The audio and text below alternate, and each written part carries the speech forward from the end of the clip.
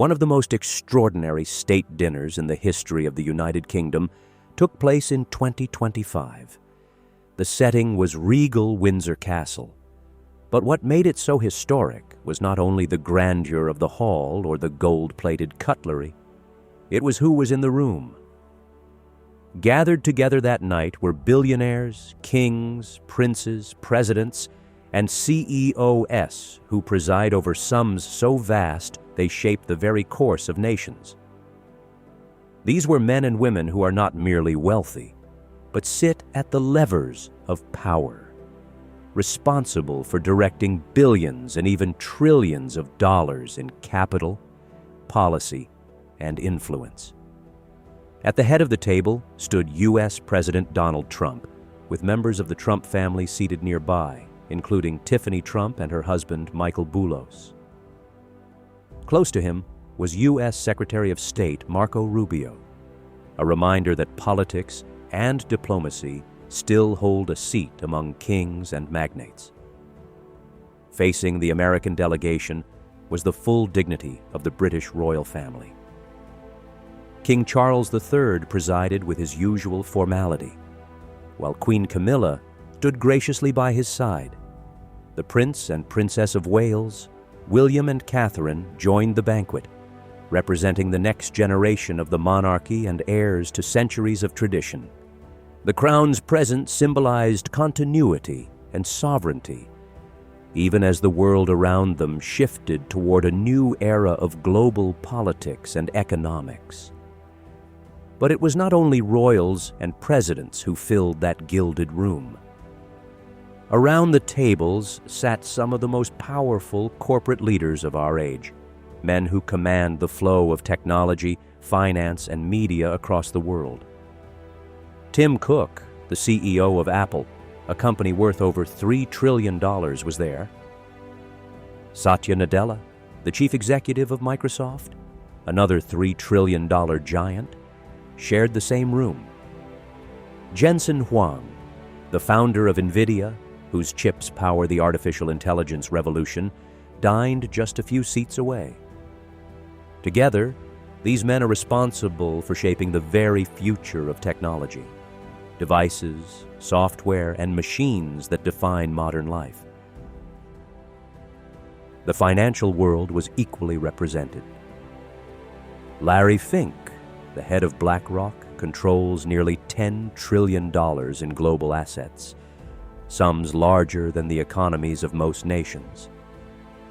Stephen Schwarzman, the co-founder of Blackstone, one of the largest private equity firms on earth, was also present.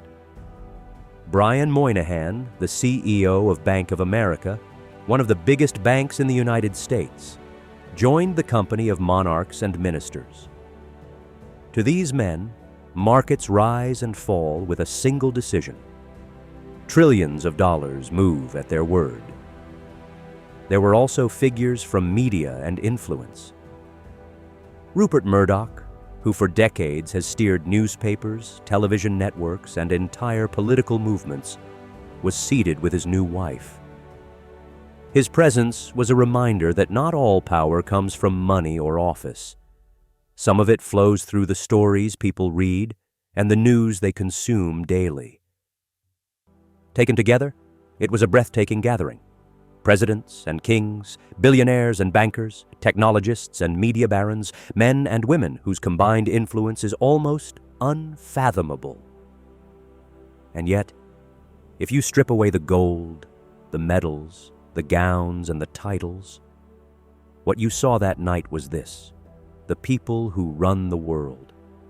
Decisions made by the men and women in that room ripple out into your life and mine. Whether through interest rates, job markets, global conflicts, or the screens in our hands. They may not all sit in parliaments or congresses, but their reach is vast. They decide what news we see, what technology we use, how our money is valued, and even what futures are possible for our children. That is why we cannot be naive. Power is concentrated in fewer hands than ever before. The state dinner at Windsor was more than a banquet. It was a portrait of the world we live in, where kings, presidents, and billionaires dine side by side, shaping tomorrow even as they toast the present. And this is the point. These are the people who run the world.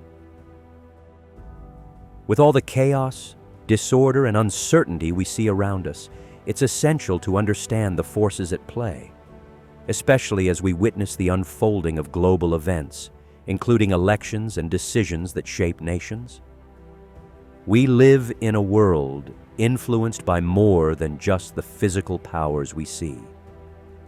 The Bible makes it clear that there are spiritual beings, both good and evil, actively working behind the scenes, influencing the course of history and the affairs of humankind.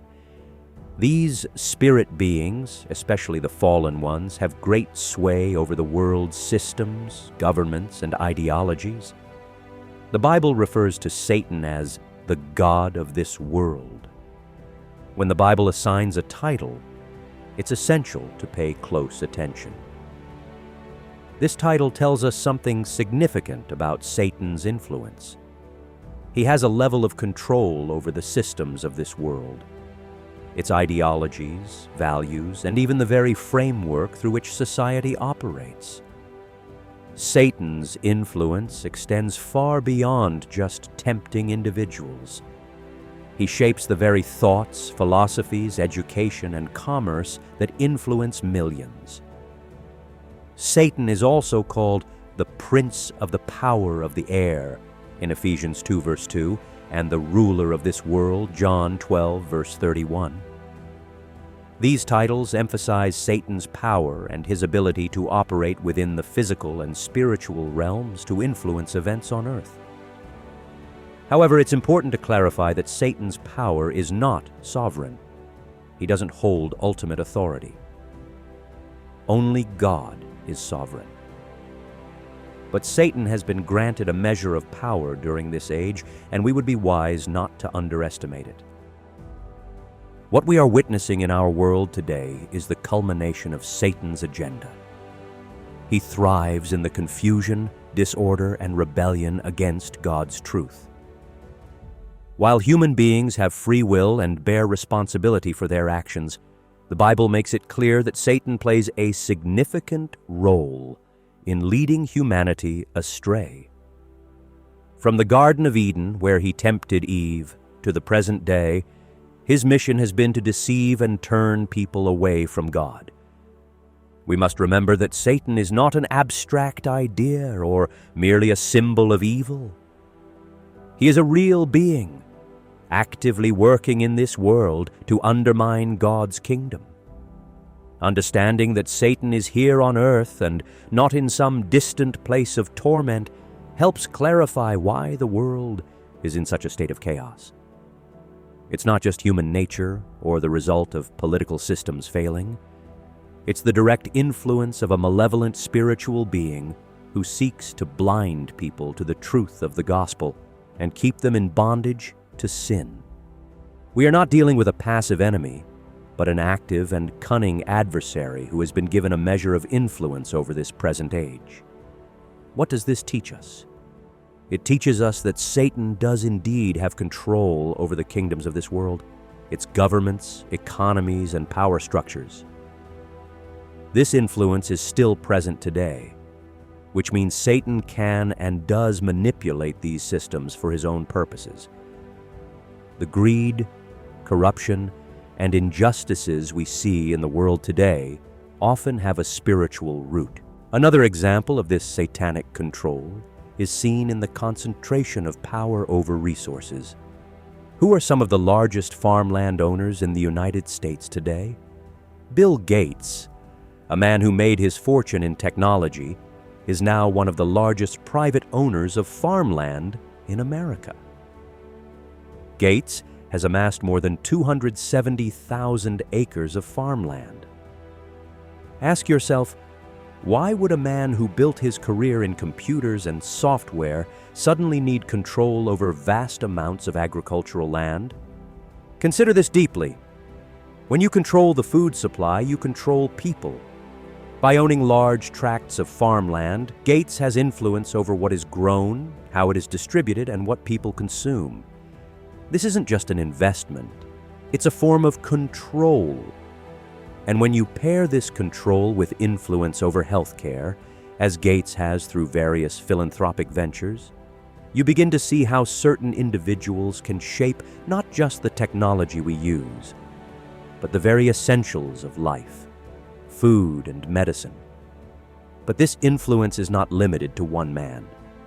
Satan uses these avenues, control over food, health, and resources, as tools to shape the world according to his desires. He is attempting to mold the world in his image, a world driven by greed, power, and oppression. The moral decay of society. Beyond greed and control, Satan's influence is evident in the moral decay of society. Today, we live in a world where sin is not only tolerated but celebrated. There are things happening in our nation that would shock even the people of Sodom and Gomorrah. Laws are being passed that endorse immorality, and the lines between right and wrong are being blurred. This moral decay is a direct result of Satan's influence as the god of this world. He twists the truth and leads people into deception, causing them to embrace what is evil and reject what is good. The Bible warns us about this in Isaiah 5, verse 20. Woe to those who call evil good and good evil, who put darkness for light and light for darkness. This confusion and moral inversion are all part of Satan's plan to lead humanity away from God. He knows his time is short, and he is working harder than ever to corrupt and deceive the nations. But we must remember, despite Satan's influence, he does not have the final say. The Bible teaches us that Satan's ultimate defeat is already secured. Through Jesus Christ's death and resurrection, the power of Satan was broken. His destiny is to be bound for 1,000 years during the millennial kingdom and ultimately cast into the lake of fire for eternity.